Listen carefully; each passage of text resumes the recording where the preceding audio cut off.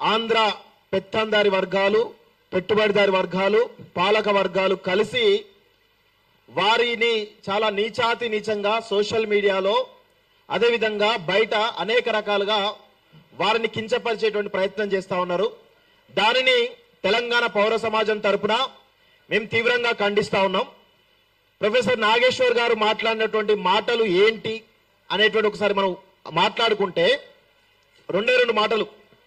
ఆ మాటలు మరి ఒక ప్రొఫెసర్ మాట్లాడిన మాటలు ఈరోజు ఆంధ్రప్రదేశ్ రాష్ట్ర రాజకీయాలను షేక్ చేస్తున్నాయంటే 100% ప్రొఫెసర్ నాగేశ్వర్ గారు మాట్లాడిన మాటలు 100% నిజం అనేది మనందరం కూడా గ్రహించాలి. నిజం లేకపోతే నిప్పు రాదు. అందుకే ఆ నిజం అనేది బలంగా ఉన్నది కాబట్టి ఆ కూటమి ప్రభుత్వం యొక్క పునాదులు కదులుతున్నాయని చెప్పేసి చాలా స్పష్టంగా మనకు అర్థమవుతుంది. వారేమన్నారు? వైఎస్ఆర్సీపీ భారతీయ జనతా పార్టీకి దీర్ఘకాలిక మిత్రువు చంద్రబాబు నాయుడు అనేటువంటి వ్యక్తి, టీడీపీ అనేటువంటి పార్టీ ఇన్స్టంట్ పార్టీ. అంటే గత కొంతకాలంగా మనం చూసినట్లయితే, రాజకీయాలు విశ్లేషించినట్లయితే ఆంధ్రప్రదేశ్ సంబంధించినటువంటి వైఎస్ఆర్సీపీ అధికారంలో ఉన్నప్పుడు మీరు గ్రహించండి, అన్కండిషనల్ గా బీజేపీ కేంద్ర ప్రభుత్వానికి సహకరించింది అనే మాట వాస్తవం. అదే సమయంలో అదే కేంద్ర ప్రభుత్వానికి వ్యతిరేకంగా పనిచేసింది టీడీపీ, చంద్రబాబు నాయుడు. వీళ్ళందరినీ కూడా అక్కడ వైఎస్ఆర్సీపీ కేవలం ఒకే ఒక అంశంతో ఎన్డీఏ ప్రభుత్వంలో, ఎన్డీఏ కూటమిలో వైఎస్ఆర్సీపీ కలవనని చెప్పింది కాబట్టి ఇక్కడ ఆల్టర్నేటివ్ గా పవన్ కళ్యాణ్ వ్యక్తి టీడీపీని ఎన్డీఏ కూటమికి దగ్గర చేయడం జరిగింది. సో ఇదంతా గమనించినట్లయితే జనరల్ గా అది సోర్స్ అవసరం లేదు, ఏ అవసరం లేదు. విశ్లేషణ చేస్తే, రాజకీయ విశ్లేషణ ఎవరికైనా అర్థమయ్యేది ఏంటి అంటే చాలా స్పష్టంగా జగన్మోహన్ రెడ్డి వైఎస్ఆర్సీపీ బీజేపీ కేంద్ర ప్రభుత్వానికి దగ్గర, టీడీపీ చంద్రబాబు నాయుడు బీజేపీకి దూరం అనేటువంటి విషయం నమ్మరనే విషయం అందరూ కూడా తెలుసు. కేవలం రాజకీయ ప్రయోజనాల గురించి తాత్కాలికమైనటువంటి కూటమి నడుస్తుంది అనేది చాలా స్పష్టంగా మనకైతే అర్థమవుతా ఉంది. ప్రొఫెసర్ నాగేశ్వర్ గారు మాటలు వెనక్కి తీసుకున్నా అని చెప్పేసి చాలా స్పష్టంగా చెప్పినప్పటికీ కూడా గత 2 రోజులుగా ఈ యొక్క కోతి బ్యాచ్, వెకిలి బ్యాచ్, సైకో బ్యాచ్ అనేటువంటి ఆ కూటమి ప్రభుత్వంలో ఉన్నటువంటి 2 పార్టీలు ఏవైతే ఉన్నాయో చాలా దారుణంగా వ్యాఖ్యలు వెనక్కి తీసుకుని అన్న తర్వాత కూడా ప్రొఫెసర్ నాగేశ్వర్ గారికి వారి యొక్క ఫోటోను మార్ఫింగ్ చేసి వైఎస్ఆర్సీపీ కన్వే చేసి పేటీఎం బ్యాచ్ అని చెప్పేసి ఒక ప్రచారం చేస్తా ఉన్నారు. నేను ఒకటే అడుగుతా ఉన్నాను, మీరు ప్రొఫెసర్ నాగేశ్వర్ గారి మీద ప్రచారం చేసే ముందు పవన్ కళ్యాణ్ గాని, చంద్రబాబు నాయుడు గాని మీ యొక్క నియతి ఎలా ఉందో ఒకసారి అర్థం చేసుకోండి.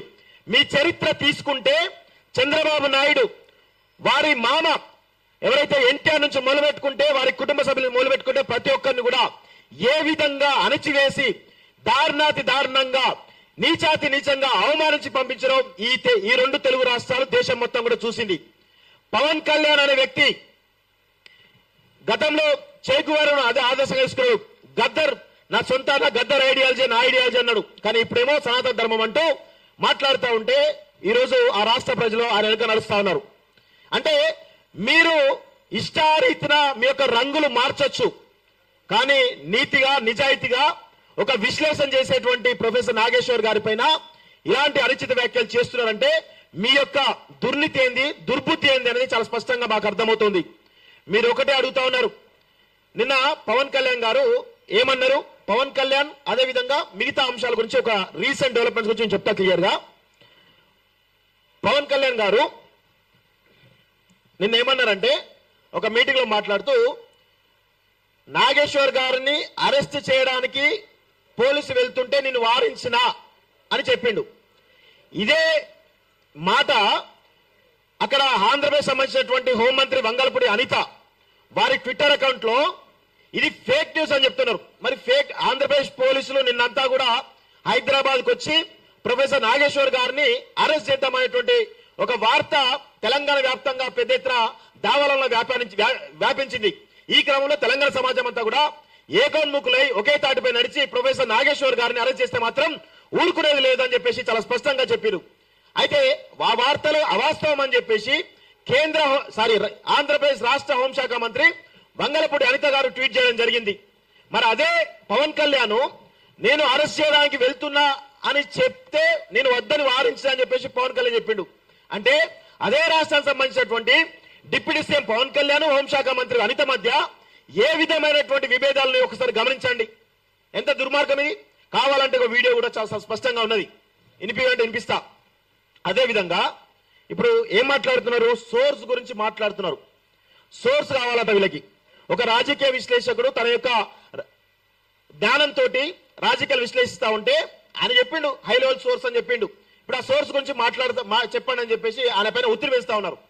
మేము ఒకటే అడుగుతా ఉన్నాం, ఇదే పవన్ కళ్యాణ్ సంబంధించినటువంటి పవన్ కళ్యాణ్ జనసేన పార్టీ గతంలో వైఎస్ఆర్సీపీ అధికారంలో ఉన్నప్పుడు వాలంటీర్ల వ్యవస్థ వల్ల 30,000 మంది అమ్మాయిలు కనబడకుండా పోయినరు అని చెప్పేసి అన్నాడు. మరి ఆ 30,000 మంది అమ్మాయిలు కనబడకపోయినని చెప్పేసి గత ప్రభుత్వం చెప్పినటువంటి వీళ్ళు ఇప్పుడు పవన్ కళ్యాణ్ డిప్యూటీ సీఎంగా ఉన్నారు ఆంధ్రప్రదేశ్ కి. మరి పవన్ కళ్యాణ్ మరి 30,000 మంది అమ్మాయిల పైన ఎలాంటి విచారణ చేస్తారో మేము అడుగుతా ఉన్నాం. ఏ సోర్స్ తోటి మీరు ఆ యొక్క కామెంట్ చేశారు, ఇప్పుడు ఆ విచారణలో ఏముంది, దానికి సంబంధించిన విషయంలో ఒకసారి క్లియర్ గా మీకు కొన్ని విషయాలు చెప్తా.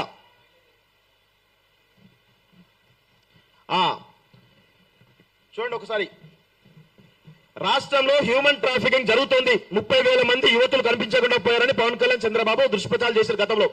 దానికి సంబంధించిన అప్డేట్ వీళ్ళ ప్రభుత్వం వచ్చిన తర్వాత హోంశాఖ అసెంబ్లీలో ఇచ్చిన రాతపూర్వక సమాధానం ప్రకారం వైఎస్ఆర్సీపీ హయాంలో 46 మంది మహిళలు మాత్రమే హ్యూమన్ ట్రాఫిక్ గురవగా 34 కేసులు రిజిస్టర్ అయ్యని చెప్పేసి ఈ ప్రభుత్వం వచ్చిన తర్వాత తేల్చినటువంటి లెక్క. నేను ఒకటే అడుగుతా పవన్ కళ్యాణ్ గారిని, మీరు ఏ సోర్స్ ఆధారంగా మాట్లాడిను, మీరు మాట్లాడిన తప్ప రైట్ అనేది మీరే డిసైడ్ చేశారు. ఒకటి. రెండోది, వీళ్ళు తిరుమల లడ్డుపై ప్రచారం చేశారు. ఏమని? తిరుమల లడ్డూలో కల్తీ అవుతా ఉందని చెప్పేసి ప్రచారం చేశారు. ప్రచారం చేస్తే ఇక్కడ అసలు అనుమానిత నెయ్యి ట్యాంకర్లు ప్రసాదం తయారీలో వాడలేదని వెనక్కి తిప్పి పంపినట్లు స్వయంగా టీటీడీ జేఈఓ శ్యామలారావు మీడియా ముఖంగా చెప్పిండు. అదేవిధంగా సుప్రీంకోర్టు చంద్రబాబు నాయుడు చివాట్లు పెట్టింది. ఎందుకు ప్రజల్ని డైవర్ట్ చేసే విధంగా మీరు ఎందుకు దుష్ప్రచారం చేస్తారని చెప్పేసి సీఎం హోదాలో ఉన్నటువంటి చంద్రబాబు నాయుడు సుప్రీంకోర్టు చివాట్లు పెట్టిన విషయం చూస్తున్నాం. ఇలాంటివి అనేకమైనటువంటి దుష్ప్రచారాలు మీరు చేశారు కదా, మీ హయాంలో చేశారు. మీ గతంలో వైఎస్ఆర్సీపీ హయాంలో ఉన్నప్పుడు మీరు దుష్ప్రచారం చేశారు. ఇప్పుడు వచ్చిన తర్వాత అవన్నీ కూడా అవాస్తవాలని చెప్పేసి మళ్ళీ మీ ప్రభుత్వంలో తేల్చారు. మీరు ఏ సోర్స్ ఆధారంగా విమర్శలు చేసిరో చెప్పగలిగే దమ్ముందా? అదేవిధంగా మీ పైన ఎన్ని కేసులు పెట్టాలి? మీ పైన ఆయన అన్న మాట వాస్తవం, 100% వాస్తవం. ఆ మాటలను బేస్ చేసుకొని మీరు ప్రొఫెసర్ నాగేశ్వర్ గారి పైన కేసులు పెడతా ఉన్నారు. ఎన్ని గుండెలు ఉండాలి మీకు? ఒక తెలంగాణ సంబంధించినటువంటి ప్రొఫెసర్ నాగేశ్వర్ పైన మీరు కేసులు పెట్టి అరెస్ట్ చేసేటువంటి దమ్ముందని మేము అడుగుతున్నాం. రండి ఒక్కసారి ప్రొఫెసర్ నాగేశ్వర్ గారి పైన చేసి చూడండి, ఒక్కసారి ఆయన పట్టుకుపోయే ప్రయత్నం చేయండి. మొత్తం మీ యొక్క పునాదులు కలితే బిడ్డ గుర్తుపెట్టుకోండి, మీ పునాదులు కలితే మీ యొక్క ఆర్థిక మూలాలు కలితే విషయాన్ని గుర్తుపెట్టుకోండి. మేము ఈ సందర్భంగా ఈ యొక్క రౌండ్ టేబుల్ సమావేశం నుంచి ఒక పిలుపునిస్తా ఉన్నాం.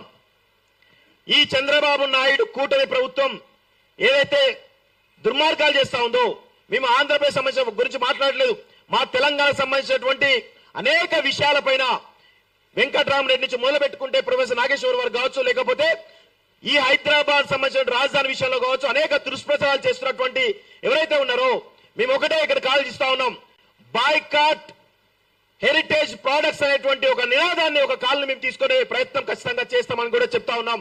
ఎందుకంటే తెలంగాణ అస్తిత్వం పైన, తెలంగాణ ఆత్మగౌరవం పైన ఏ ఒక్క చిన్న కించిత్తు అవమానం జరిగినా, ఎవరికైనా ఇబ్బంది కలిగినా గానీ ఖచ్చితంగా తెలంగాణ రాష్ట్రం తిరగబడుతుంది, తెలంగాణ సమాజం తిరగబడుతుంది, తెలంగాణ పౌర సమాజం ఖచ్చితంగా తిరగబడి కొట్లాడుతున్న విషయాలు మేము స్పష్టంగా చెప్తా ఉన్నాం. ప్రొఫెసర్ నాగేశ్వర్ గారు రౌండ్ టేబుల్ సమావేశం రావడం జరిగింది. వారికి ఈ రౌండ్ టేబుల్ పక్షాన స్వాగతం తెలియజేస్తా ఉన్నాం.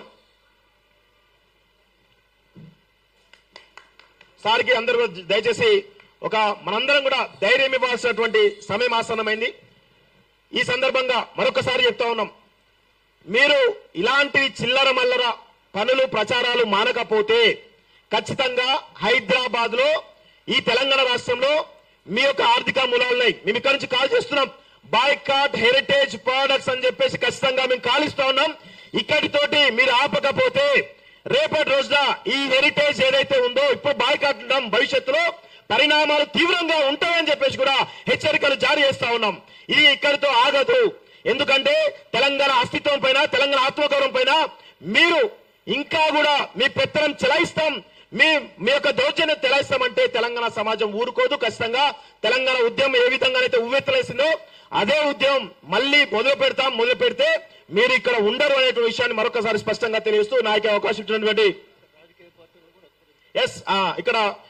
ఇక వాస్తవంగా మేము ఈ రౌండ్ టేబుల్ సమావేశం కూడా నాన్ పొలిటికల్ గా పెట్టదలుచుకున్నాం. ఎవరికి కూడా సంబంధాలు ఇక్కడ ఏ పొలిటికల్ పార్టీ కూడా సంబంధాలు పెట్టదలుచుకున్నాం. నేను ఒకటే అడుగుతున్నాను, కాంగ్రెస్ పార్టీని, భారతీయ జనతా పార్టీని, భారతీయ రాష్ట్ర సమితిని, కమ్యూనిస్టు పార్టీలను, అదేవిధంగా జన సమితిని, రకరకాల వివిధ రాజకీయ పక్షాలు ఏవైతున్నాయో మీరందరూ కూడా తెలంగాణ పౌరులే అయితే, తెలంగాణ రక్తమే మీలో పారితే ప్రొఫెసర్ నాగేశ్వర్ గారికి మద్దతుగా ఇక్కడ జరుగుతున్నటువంటి ఏదైతే ఆంధ్ర ఆధిపత్యం ఈరోజు తెలంగాణ మీద చూపిస్తున్నారో మీరందరూ కూడా ముక్త కంఠంతో పార్టీల పరంగా ఖచ్చితంగా ఖండించాలని చెప్పేసి కూడా ఈ రోజు మీకు కోరుతా ఉన్నాం. లేకపోతే మిమ్మల్ని కూడా చంద్రబాబు నాయుడు తొత్తులుగా, లోకేష్ తొత్తులుగా, పవన్ కళ్యాణ్ తొత్తులుగా మిమ్మల్ని చిత్రీకరించాల్సిన అవసరం ఉంటుందని చెప్పేసి కూడా ఈ రౌండ్ టేబుల్ పక్షాన మేము డిమాండ్ చేస్తా ఉన్నాం. మీరందరూ కూడా ప్రొఫెసర్ నాగేశ్వర్ గారికి మద్దతు తెలిపాల్సిన అవసరం అయితే ఉంది అని చెప్పి తెలియజేస్తూ ఈ అవకాశం ఇచ్చిన మీ అందరూ కూడా మరొకసారి ధన్యవాదాలు. జై తెలంగాణ. Thank you scene. అదే